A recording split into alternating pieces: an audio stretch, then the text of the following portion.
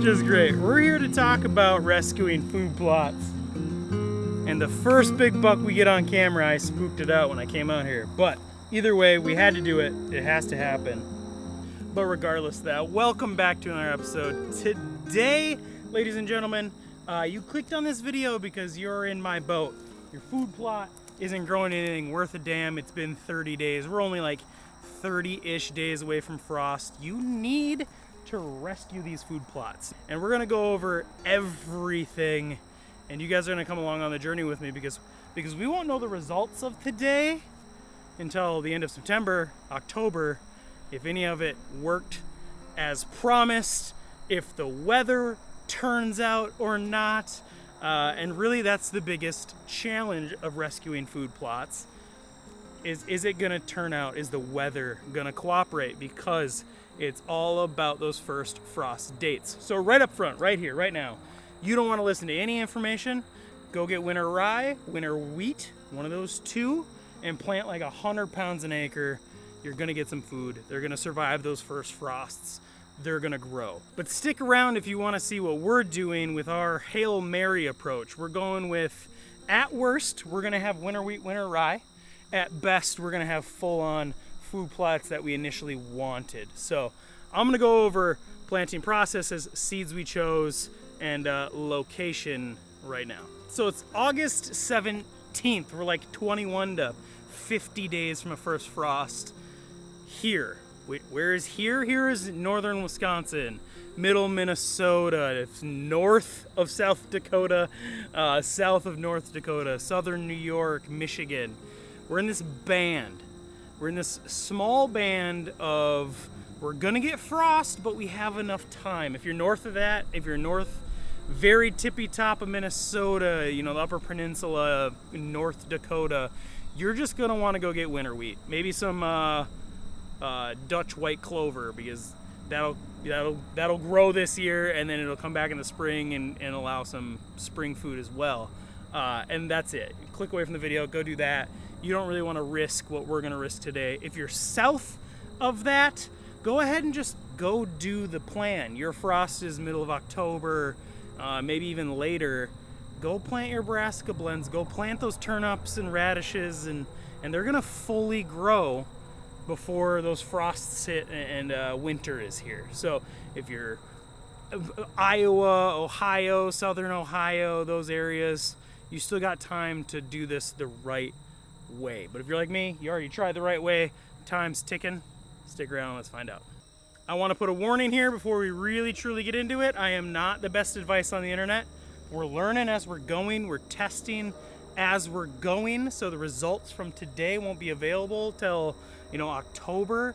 I have done things like this before with different results, but I do want to put the information out there, and maybe some of you want to take the journey with me, because I believe it's going to work. It's only a matter of what's the best combination of planting and seeds that's going to work best. I'm still clinging on to hope that we can completely rescue these with turnips, with our blend, and get the crop that I want. I want some big bulbs in these food plots so that the deer are here in January, February, digging up this food and eating. That's my hope. I'm clinging to it. So I'm about to list out a mix of seeds for you guys. And if you know anything about planting, you know mixing winter wheat and brassicas isn't the greatest idea because they will compete a little bit. But like I said, this is a Hail Mary. The Hail Mary is the brassicas grow to 60-70% of what they should, and we have awesome food plots with what I want in them. At worst, winter wheat is growing great in here and the deer still have food. So I just want to put that up front. This mix isn't what you're going to go do in the spring. This mix isn't what you're going to do when you have time or to do it the right way. But it is a mix in which you cover all bases. We get frost in a week, winter wheat's still good. We get frost in a month, brassicas are great, you know. That's what we're aiming for. So let's get into it. Let's get into the seeds. One, we're starting with Dutch white clover in the mix. The white clover is going to give us a great base layer of green. It's going to grow within 7 days. We're going to have pretty good plants. 14 days, the deer are going to be eating it off. And it will come back in the spring. So that Dutch white clover is our base of this mix. It's probably, you know, less than the rest of the seeds, but there is a lot of Dutch white clover in the mix. Next, I've said it a few times, winter wheat is specifically what we're using because it was the cheapest thing on the shelf. It was the cheapest thing on the shelf today. So I was gonna go winter rye, but it was more expensive. So we went winter wheat. That's what we're putting in. And like I said a couple of times already, that's the backup. That's the worst case scenario plant is our winter wheat. Next, we got spring oats, and that's kind of our like middle of the road plan. It's got the smallest days of maturity. So like so many seeds, you go look at the package, they're gonna say, I saw one 40 to 80, and I saw it was like 45 to 100 days. And it's like, well, where do we land on that spectrum? This one is 45 to 55 days. Those oats will have food on them for the deer. So it'll be forage. It'll be eaten at that point. So I went with some spring oats to kind of middle of the road there. Those should grow to maturity with the winter wheat mixed in and that clover. We're gonna have green plots whether we get early frost or not. And finally, like I said a couple of times, Hail Mary of Hail Marys, we're throwing some purple top turnip in here. So purple top turnip is going to be that big bulby deliciousness that deer absolutely crave, and that's the Hail Mary because we don't have 60 days before frost. Like we don't. It would be an incredibly warm fall if we get 60 days before a frost. So it may withstand like a slight frost, but like I said in past videos, we got a frost on like September 12th 2 years ago, and it completely stunted all of our growth. So all our bulbs were like an inch or less, if at all. The deer still ate it. It was still there, but it wasn't the size we needed to hold into February. Last year we did everything, weather worked out for us, we did it properly, and it worked out. And those deer were in here all the way through February digging up. I came and pulled cards at the very end of February, and they were dug down through the snow. They were still pulling plants out of the ground. So that's the goal. That's the Hail Mary. If we get a real late frost, brassicas still pop up through all this, and we're good to go. But like I said, with all these things, it's a fingers crossed operation. The weather has to cooperate with us. Now, how are we planting it? Well, you can see behind me, I didn't do anything to this one. This one, I just threw the seeds on. This plot specifically, we left it alone. This is your version of, you don't have time, you don't have effort, you don't have money, you're going to get a seed to hopefully something grows you already tried and it failed, or you have like a new property you're trying to get something on. This is what it's going to look like. And you're just going to throw it right in. You're not going to roll it, you're not going to spray it with anything. You're just going to hope, fingers crossed. So we'll come back right here in 2 months and see what it's turned into. But right now, those seeds are fresh on the ground.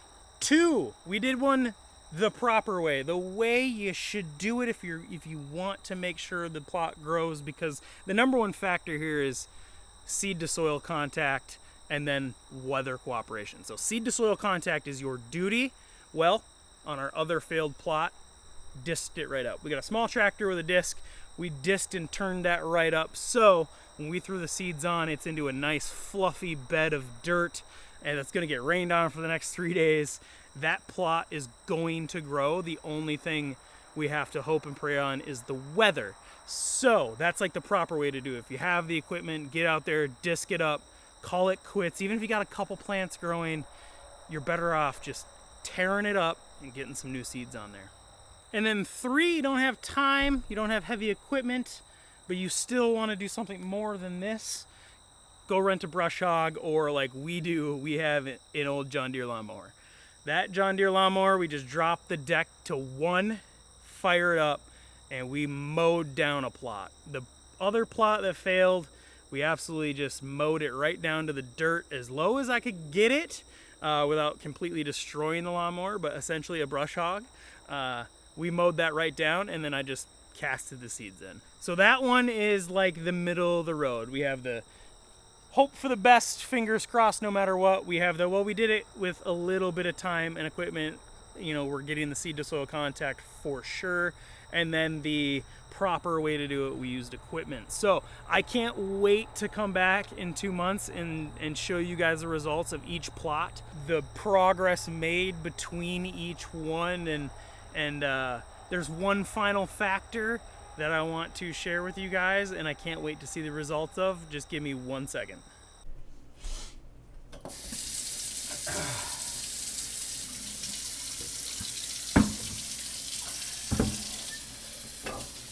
Well, you may be asking yourself, what am I doing?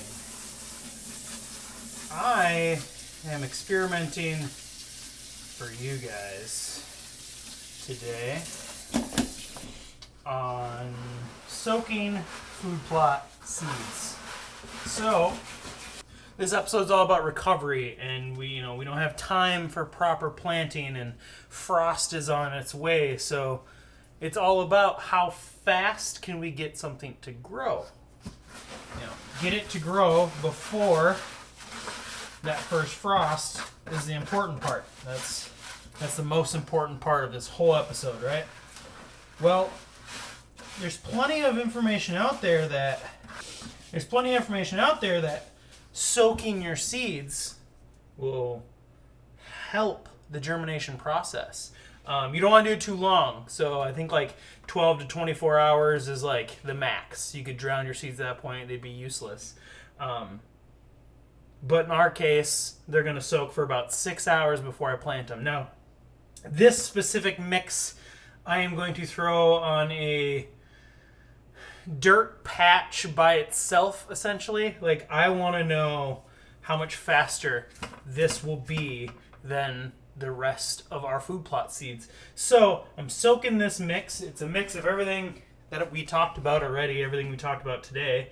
But it's going to be going on its own little chunk of plot. And here in a couple weeks, I'll give an update on our food plots, on the emergency recovery of our food plots, and we'll compare these food plot seeds that we soaked compared to the ones we plant today that are not soaked. And it's going to be really interesting to see if soaking them helps, and if it's worth it, especially in a time, like we are now, where we need to get something planted. So with that said, I'm going to fill this up a little bit more. Everything I've read online is, warm tap water, no more than 12 to 24 hours. So I got some warm tap water in here, and we're going to let them soak for just over 6, and then they'll be distributed onto the food plots. So let's fingers crossed, and let's head back out to the field where we are now. Now that we've taken a little break to come back in time, where I putting some water on these seeds. So we just came back from the kitchen after watering seeds, and we spread them. I spread them on this plot, the worst version 1. So this has the just dry normal seeds spread into it on one side, and then it's got the wet seeded on the other. I can't wait to come back to see if there's any difference whatsoever. So all these methods should work. They should, give us some sort of result. But like I said many times now, it's a Hail Mary, fingers crossed operation. You don't have time. You don't want to waste any more time researching or trying to figure it out. You came here, you clicked on my video. I hope I helped you spark an idea, whether or not you're going to do what I did today, but maybe I sparked an idea for you. Maybe you're going to go copy me exactly and it works out. Whatever it may be, make sure you comment down below. There's going to be a lot of you out there that that's never going to work. There are ways to do it. I am not saying this is the way to do it. And I get it. I made a how to plant brassicas video, and this is a really bad result for that. But it's one of those things that can happen. You can do everything by the book and it still not work out properly. So I hope, like I said, I helped some of you out today.